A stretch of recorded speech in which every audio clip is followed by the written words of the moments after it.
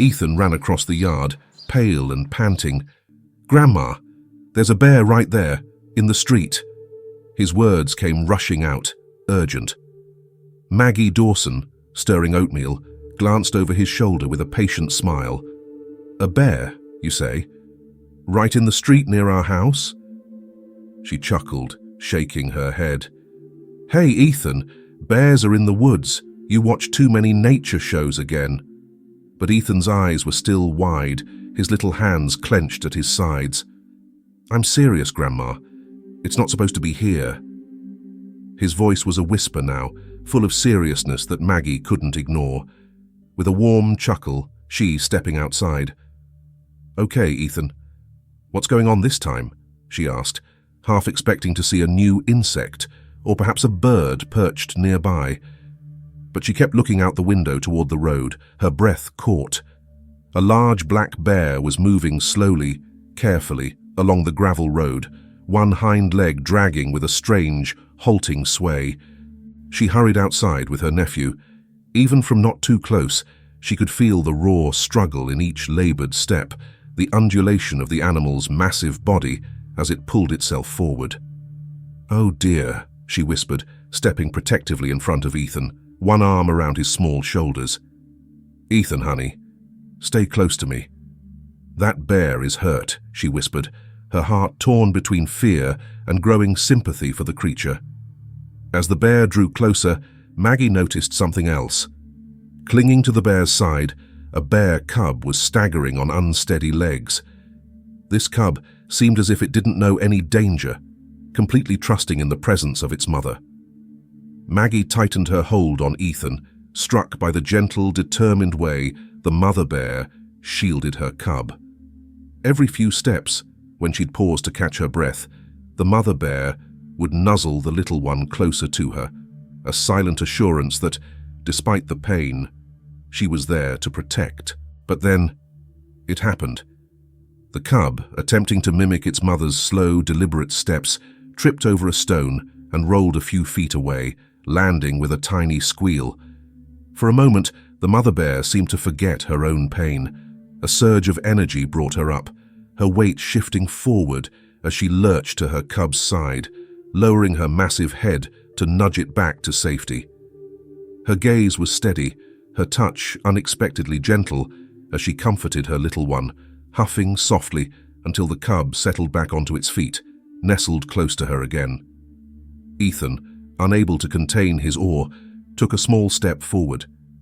But Maggie placed a firm hand on his shoulder, her voice soft but resolute. "Ethan, we have to stay back. It's a wild animal. She's only worried about her little one right now, just like any mother would be." The boy looked up at her, eyes wide with a mix of wonder and sadness. "Grandma, she's hurt, but she's still helping her baby. She didn't let it get hurt." Ethan's gaze lingered on the mother bear as she stood, swaying slightly but refusing to collapse, her injured leg dragging behind her. She was doing everything she could to keep her cub close, determined to shield it from danger, even in her fragile state. The tenderness in her actions stirred something deep in Maggie as she watched alongside Ethan. "Ethan," Maggie said softly, kneeling to meet his eye level, "I need you to go inside and grab my phone as quick as you can. It's on the kitchen counter. Can you do that?" Ethan nodded, though his gaze kept flicking back to the bears, his curiosity and concern all over his face. He hesitated for a second longer, but Maggie gave him an encouraging nudge. "Go on now," she urged. As Ethan dashed back to the house, Maggie stood alone, facing the bear. She took a deep, calming breath. Years on the farm had taught her how to handle animals, both the tame and the wild, but nothing could have prepared her for this. Her hands, weathered and strong, felt strangely steady despite the circumstances. The mother bear gave a low, cautionary growl as her dark eyes met Maggie's. They held a flash of something Maggie understood right away, a mother's fear, not for herself, but for her child. Maggie raised her hands slowly, showing the bear she meant no harm. Her voice was gentle, calm, almost a whisper. "It's okay, girl. We're here to help." Just then, the distant rumble of an engine sounded, and Maggie's heart skipped. A delivery truck was heading straight down the quiet road, oblivious to the unusual scene ahead. Without a second thought, Maggie stepped into the middle of the street, waving her arms high to flag the driver down. The truck slowed, then stopped with a sudden jerk a few yards away from her. The driver, a young man with wide, bewildered eyes, leaned out the window. "Ma'am, is that a bear?" He stared, clearly caught off guard by the sight. "It is. And she's hurt," Maggie replied, her voice unwavering. "Can you call the sheriff or animal control? She needs help." The driver's gaze shifted from Maggie to the bear and back again, uncertainty mingling with sympathy. Sure. I'll call it in right away." By now, Ethan had returned, clutching the phone. His face lit up with a mixture of excitement and relief when he saw the truck. "Grandma, is someone coming to help her?" he asked breathlessly. Maggie took the phone from him, her expression thoughtful but determined. "We're going to get her some help, Ethan. We can't just leave her like this." As they waited, a few of the neighbors started to gather, drawn by the sight of a bear and her cub in their quiet town. Some gasped, others whispered in concern, but all seemed captivated by the unusual spectacle. Maggie noticed that the bear's demeanor had shifted as the crowd grew larger. She growled lowly, positioning herself between her cub and the onlookers, eyes darting with a protective fierceness that everyone could sense. One man, a familiar neighbor, took a hesitant step forward with a loaf of bread and some leftover apples he had quickly grabbed from his pantry. "Poor thing," he muttered, extending the food carefully. "She looks so weak." At first, the bear eyed him with suspicion, her muscles tensing as if ready to protect her cub at all costs. But as the man left the food within her reach and backed away, she relaxed just enough to take a cautious sniff. Slowly, she nudged the cub toward the food, allowing it to eat first, her watchful gaze never straying far from the humans. Seeing this tender interaction, Maggie felt a warmth spread through her chest. The neighbors, too, seemed moved, exchanging glances of empathy and awe. The sight of the mother bear, struggling yet unyielding in her care for her cub, touched something deep within each of them. "It's not just any bear, is it?" one woman murmured quietly. "She's a mother. She's doing all this to keep her baby safe." Maggie nodded, her gaze fixed on the bear. Sometimes, all a mother has is her strength, even when it's nearly gone. As the crowd watched in silence, the driver approached Maggie. "Mom, I got through to the sheriff's office," he said. "They're sending the vet over, Dr. David Carter. They said he's the best in the county for cases like this." Relief washed over Maggie, and she gave the driver a grateful nod. "Thank you. That's good news." Ethan tugged on her sleeve, his eyes brimming with hope. "Grandma, does this mean they can fix her? Make her all better?" Maggie placed a reassuring hand on his shoulder, smiling softly. "I think they'll do everything they can, Ethan, and that's the best any of us can do right now."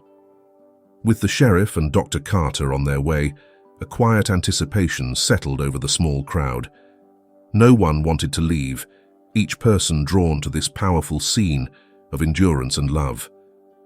The mother bear, though weary and wounded, was a symbol of resilience, and in her eyes, they all saw the unwavering bond that only a mother could hold. For now, they waited together, people and bear, separated by instinct, yet connected by compassion. Dr. David Carter was midway through his lunch break when the call came. There was a wounded bear in Cedarville, and it had come into town with its cub. Setting down his coffee, he stood up and reached for his tranquilizer kit. The urgency of the situation was evident. A bear with a cub was already vulnerable, but one so hurt that it would wander into a village was beyond desperation. Dr. Carter moved with quick, deliberate movements, gathering the essentials, his anesthetic supplies, emergency equipment, and the tranquilizer he might need if the mother bear got spooked. He'd been through unusual calls before, but even after 25 years as a veterinarian, nothing quite like this. He drove down the quiet roads of Cedarville, the late afternoon sun casting long shadows over the pavement. By the time he arrived, a small crowd had gathered, watching with a mixture of awe and trepidation. There was a distinct air of tension, of shared purpose that held everyone in place. The bear lay just off the road, her body heavy against the ground, while her cub clung close to her side, nuzzling her with gentle, persistent nudges. The sight was as heart-wrenching as it was powerful. Dr. Carter parked and approached slowly, taking in the scene. Ethan and his grandmother Maggie stood near the front of the crowd, their faces a blend of worry and wonder. "Dr. Carter," Maggie greeted him, her voice a soft murmur. She's not doing well, but her cub, she won't let it leave her side." Dr. Carter nodded, assessing the situation from a distance before stepping forward. "I'll need to get close enough to examine her. The tranquilizer will help keep her calm so we can treat her without adding to her pain." He turned to the townsfolk gathered around, explaining softly, "Please stay back. It's better if she doesn't feel crowded." The crowd took a step back, though a collective hush fell over them, and they watched Dr. Carter with a sort of reverence. Moving slowly, Dr. Carter approached the bear. He knelt down carefully, giving her time to adjust to his presence, letting her see he wasn't a threat. Her dark eyes flickered up to him, filled with an exhausted but fierce protectiveness. She gave a soft, ragged growl, her instinct flaring up at the presence of this stranger, but she didn't have the strength to move. Dr. Carter held her gaze, speaking gently, as if his voice could soothe her heart as much as her ears. "It's all right, Mama. I'm here to help," he murmured softly, setting the tranquilizer aside for a moment and pulling out a gentle anesthetic spray. The mother bear's labored breathing filled the silence around them, each exhale telling a story of resilience. Ethan stood nearby, clutching his grandmother's hand, eyes wide as he took in every moment. Watching Dr. Carter's gentle movements, he seemed almost mesmerized by the care and precision. "Grandma," he whispered, He's talking to her." Maggie squeezed his hand, her eyes also never leaving the scene. "Yes, Ethan," she replied softly. "Sometimes even animals can sense when someone's trying to help." Dr. Carter finally picked up the tranquilizer, giving Maggie a small nod of assurance. With one smooth, careful motion, he injected the medicine into the bear's shoulder, watching as her body began to relax, her breathing growing steadier. Her cub huddled closer, little eyes watching, unsure yet instinctively trusting.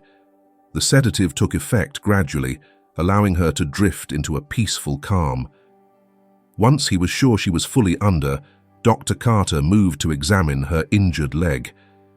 Gently pressing along the limb, he discovered the break, clean but severe enough to cause tremendous pain with every step she had taken.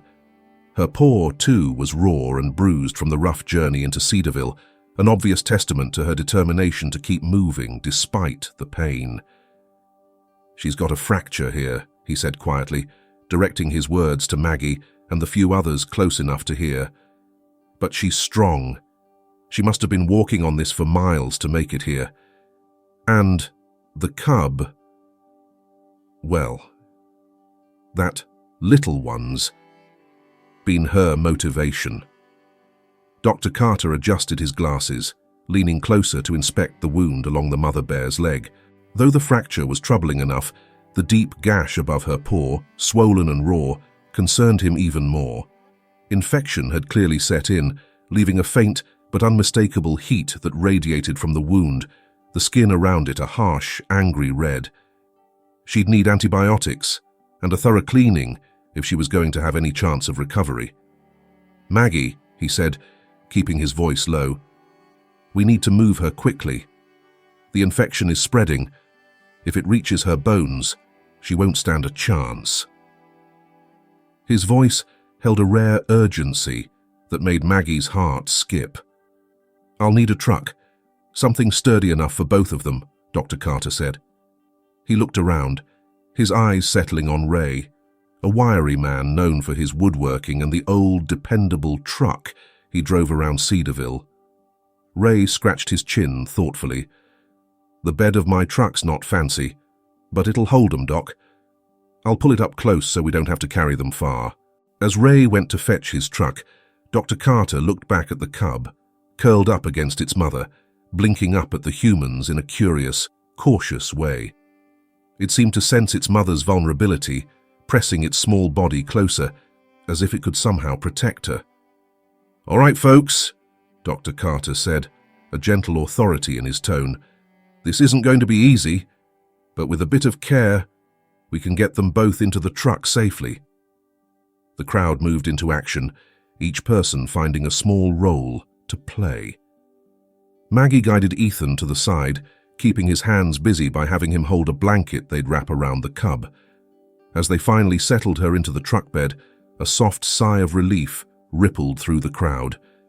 Dr. Carter then knelt beside the mother bear, placing a gentle hand on her flank as he adjusted her position, ensuring she could breathe freely. "Never thought I'd see the day I'd be hauling a bear and her cub in my old truck," he said, shaking his head. The weight of what they were doing seemed to settle over everyone, the collective effort of an entire community coming together for a creature in need. With the mother bear and cub secure, Dr. Carter climbed into the back with them, settling himself on a small crate nearby. As the truck pulled away, Maggie stood back with Ethan by her side, watching it disappear down the winding road toward Dr. Carter's clinic. Ethan looked up at his grandmother, his voice small. "Do you think she'll be okay, Grandma?" Maggie gave his shoulder a gentle squeeze. "I think if anyone can help her, it's Dr. Carter. And maybe it's because she knew we'd try that she found her way here." As they turned to walk back, Maggie glanced around at the faces of the townsfolk, their expressions softened with a newfound sense of unity. In the days following the surgery, Dr. Carter diligently monitored the mother bear's progress. Each morning, as he opened the clinic doors, he'd glance toward the small enclosure at the back, where the bear lay resting on a bed of straw, her cub nestled beside her. The bear's leg, now wrapped in gauze and supported by a splint, bore the signs of healing, though it would be a slow road. Her dark eyes held a cautious glimmer as Dr. Carter approached each time, a mix of trust and uncertainty lingering in her gaze. The townsfolk of Cedarville came often, bringing their warmth and quiet admiration, careful not to crowd the bears. Children would tiptoe near the enclosure, their voices hushed as they watched the gentle rise and fall of the mother bear's chest. There was an unspoken understanding between the bear and her visitors, a respect for her strength and the vulnerability she'd displayed in seeking refuge among them. Ethan was there each afternoon, always with a small bag of treats, carefully chosen to delight the cub. He'd sit cross-legged outside the gate, waiting for the cub to inch closer, coaxed by the smell of berries or honey. With each passing day, the cub's wariness faded. Soon, it would toddle toward Ethan, sniffing his hand before accepting the treat. Ethan's eyes would light up, his soft whispers spilling over with encouragement. "You're safe now," he'd murmur, glancing to make sure the mother bear was watching. He wanted her to see his gentleness, to know that her child was safe in his presence. Dr. Carter noticed the bear's change in demeanor as well. Where there had once been tension in her stance, her muscles tight and guarded, now there was a certain relaxation. She'd begun to trust, not entirely, but enough to rest her head on her paws as people approached. One evening, as the sun cast long shadows across the clinic yard, Ethan lingered near the enclosure after most folks had gone. His hand gently stroked the wooden fence as he spoke in a low voice. "It's funny," he said, glancing at the mother bear. "You coming here, and all of us just showing up to help. Kind of feels like you belong with us, don't it?" The bear's ears twitched slightly, as if she understood the sentiment, and for a moment she met Ethan's gaze. A quiet bond seemed to pass between them, a recognition of kindness perhaps, or the simple comfort of familiarity. Ethan stayed until the stars appeared, whispering gentle reassurances that only the night and the quiet bear could hear. Each day, more of Cedarville gathered around the clinic, folks bringing jars of honey, warm blankets, or bowls of water to leave by the fence. Dr. Carter noticed that even the bear, a creature of instinct and the wild, seemed to sense the care and reverence these people held for her and her cub. The once feeble animal now moved with a newfound vitality, stretching and ambling around the little enclosure Dr. Carter had arranged at the back of his veterinary clinic. Its coat began to shine, and its movements, though still careful, became steady. Her cub, sensing his mother's recovery, grew bolder. From cautiously exploring the edges of the enclosure, he now ventured further, tumbling clumsily, his small body occasionally bumping into her legs. Each tumble, each curious sniff of the ground, seemed to signal his growing confidence, an assurance that his mother's strength would always be there to catch him. Onlookers from Cedarville began gathering daily, silently drawn to the sight of their town's newest symbol of resilience. "They're fighters, aren't they, Maggie?" murmured Linda, standing close to Maggie by the enclosure fence, one crisp morning. The two women watched as the bear gently nudged her cub, guiding him as he teetered on his small legs. Maggie smiled softly, eyes misting with a mixture of pride and tenderness. "They are, Linda. Look at her. Not even the weight of her own pain could keep her from loving that cub." Beside them, a small group of neighbors gathered quietly, speaking in hushed tones that carried warmth rather than intrusion. To them, the bears had become more than wild creatures. They were like kin, survivors who had clung to life through the harshest moments, supported by the compassion of a small community that felt responsible for them. Bill, the carpenter, arrived with a fresh load of straw and scattered it carefully within the enclosure, not minding the watchful eyes of the bear as she observed him. "There we go," he murmured, half to himself and half to her. "Something soft for you, and the little one. We're all rooting for you here, you know." Dr. Carter stepped in after a moment, clipboard in hand, his gaze thoughtful. He had been planning for the next steps, knowing it was time for the bears to move to a larger, safer place where they could complete their recovery. "Maggie," he said quietly, looking over at her, "we're about ready to transfer them to the animal sanctuary. The cub could use the open space. And the mother, well, she's done all she could here. They'll have a fighting chance there." Maggie nodded, feeling a slight pang as she realized their time with the bears was drawing to a close. "I know, Doc, but it's bittersweet, isn't it? We brought them through this, and now—" She trailed off, watching the mother bear tenderly grooming her cub, her actions gentle and deliberate.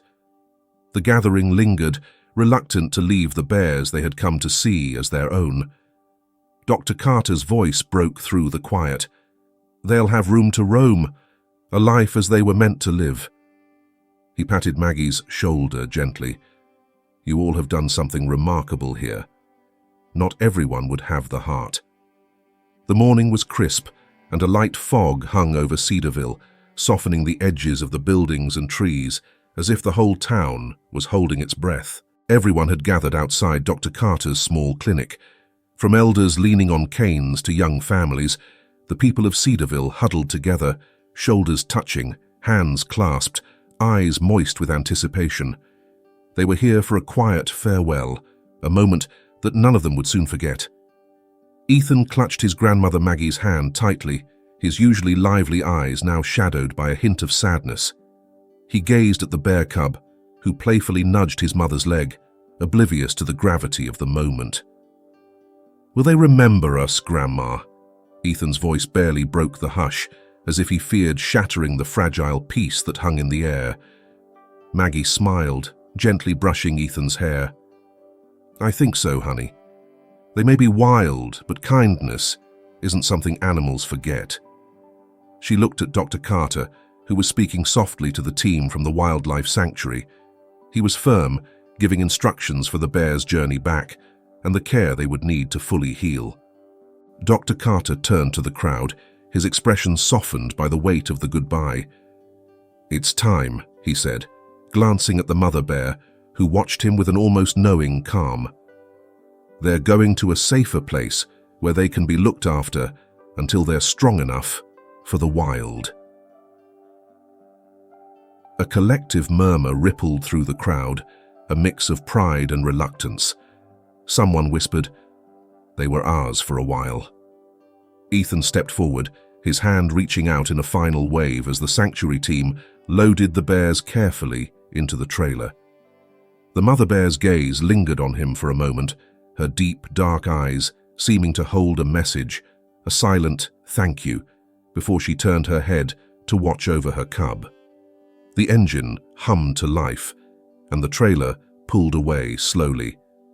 The people of Cedarville stood in respectful silence, watching the vehicle disappear down Maple Avenue, each of them sending silent blessings with it. Her steps grew firmer day by day, each one a small victory, while her cub never strayed far, toddling close by her side. The story of the Cedarville Bears, as they had come to be known, spread quietly among the staff. Each caretaker, once they learned the story, found themselves moved by the mother bear's incredible journey to the village. Her decision to approach humans, an act of pure desperation, born out of love and resilience, left a lasting impression. In moments of stillness, some staff members would linger a bit longer by the bear enclosure, watching her rest beside her cub, humbled by the quiet strength that radiated from her. "Did you see how she let Sam clean her wound today?" One of the volunteers, Lisa, whispered to her colleague, eyes wide with surprise. "I swear she even nudged her cub closer, like she was telling him, 'It's okay. They're here to help.'" The mother bear's wariness began to soften. No longer did she shy away when caretakers approached with food or fresh bedding. Her dark, watchful eyes would settle on them calmly, as if she now understood that these humans wished her no harm. She had adapted, in her own way, to this new life, and her cub had grown curious and playful, his fears slowly melting under the care and safety they found here. Dr. Carter, who had watched over the bears from the beginning, often checked in with the team, receiving updates on their progress. Each report brought a sense of fulfillment that was hard to express. He'd witnessed so many animals in need, but this case felt different. The resilience and love of the Cedarville bear stirred something deep within him. The updates he shared with the townspeople back in Cedarville were always met with smiles and relief. For them, the bear and her cub were symbols of hope, reminders of the difference compassion can make. As weeks turned into months, the mother bear grew stronger, her coat regained its luster, and she began to move with the quiet confidence that had once marked her as queen of the forest. Ethan's small frame stood tall beside his grandmother, Maggie, as they watched Dr. Carter, the town's trusted veterinarian, and a few strong neighbors guide the bear and her cub out of the animal enclosure and back toward the forest edge. The air was crisp that morning, carrying with it the delicate whispers of leaves in the wind and the soft murmurings of the small crowd gathered to witness the send-off. For months, the townsfolk had watched over the bear family, their hearts tied to the animal's steady healing, and today marked a bittersweet farewell. As winter rolled in, Cedarville settled back into its quiet rhythm. On one particularly cold evening, as Ethan and Maggie sat by the fire, a faint noise from outside caught Ethan's attention.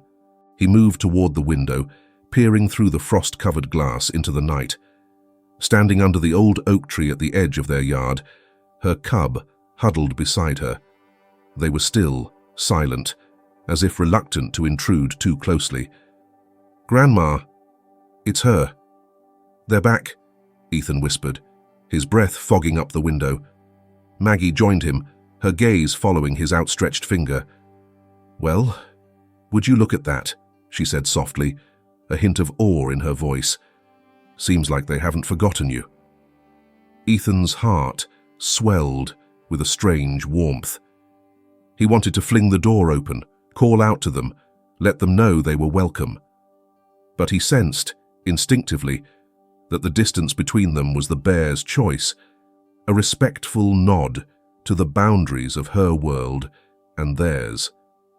They stood together, silently watching the bear and her cub linger just a while longer before they turned and slipped back into the night, their shadows swallowed by the darkness. Days turned to weeks, and the bear and her cub continued to visit, always in the cover of night, always at a safe distance. Each time, Ethan and Maggie would stand quietly by the window, observing the serene creatures under the pale moonlight. With every visit, Ethan grew more aware of the bond he shared with these wild animals, something pure and unspoken that defied words. One evening, as they watched the familiar figures beneath the oak, Maggie placed a comforting hand on Ethan's shoulder. "It's like they know, don't they?" she murmured, more to herself than to him. "Know what?" Ethan asked, his gaze never leaving the bear's. "That there's kindness out here." "A friend," she replied softly.